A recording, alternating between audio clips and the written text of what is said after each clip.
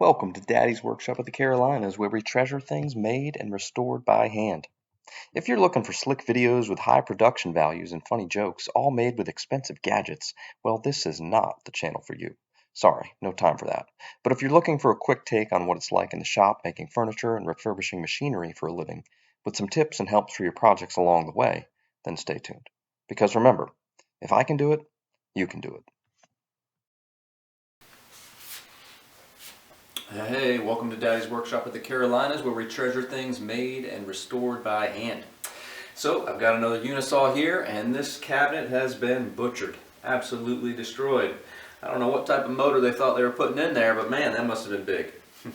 Anyway, they put a 3 horsepower Leeson single-phase motor in here, which does require you to enlarge the oval opening in some ways, but certainly not in this way. So we're going to try to bring this back, and luckily, from a prior restoration, I have a cutout that I did on a saw that the person wanted an upgraded motor and wasn't really going for, you know, pristine period correct stuff. So we decided to make a rectangular opening similar to the later Unisaws. And I've always kept this because I didn't know if I'd ever need to use it. And I think here we might have a perfect use for it. I think what we're going to do is weld this on like so. So I've got a good local welding shop that I take things to periodically when it's something I can't do myself. I wish I had a welder and so forth, but I don't. And so I think we'll clean this up and come up with a sort of a nice straight line that goes down to here. Same thing on this side, and we'll create just a bigger oval with this leftover piece from a prior Unisaw cabinet. I think that'll make a pretty nice seamless look and be a whole lot better than this junk. So that's what we're going to do.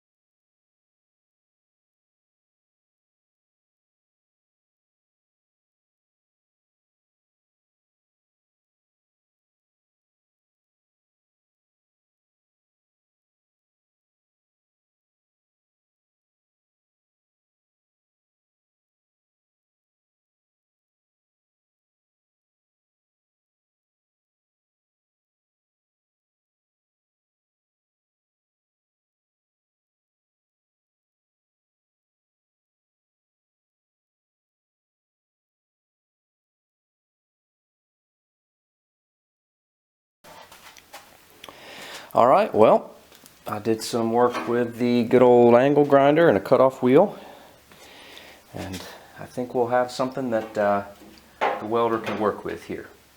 We'll see how this goes. I'm excited to see how he does with it. He's a great welder, does all sorts of projects, even for artists, a lot of sculpture, metal sculpture and so forth, so he's really good. So I'm sure he'll make quick work of this. This will be easy for him. Well, I got the Unisaw cabinet back from the welder, and looks pretty good. He did the bead on the backside, and then I sort of cleaned things up a little bit here. I could have gone further with some Bondo and so forth, but being that the cabinet, you know, has already been modified, I didn't go that far with it, but certainly could have. Now I put primer and 3 coats of paint on, and we ended up with a nice low oval. Original up here. This inserted from a separate cabinet. We were able, though, to really end up with a nice oval. It looks pretty good. Much better than the original modification from the prior owner. Man, that was just one of the worst cabinets I'd ever seen. So, all in all, thumbs up.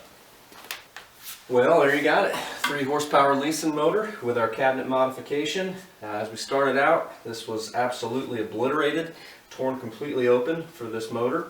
And I had a leftover piece from another Unisaw. Took it to a welding shop, they welded this in, so we ended up with a larger oval that still looks original. And we can get full range of motion now with this 3 horsepower beast. And we still have a cabinet that looks pretty good.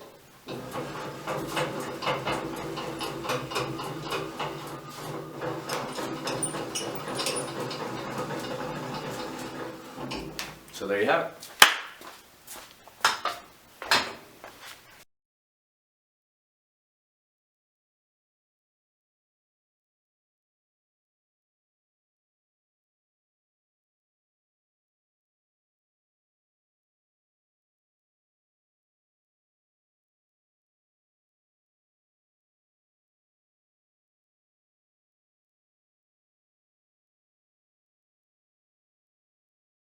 Thanks for watching, and be sure to subscribe, like, and follow on Instagram, YouTube, and Facebook, because remember, if I can do it, you can do it.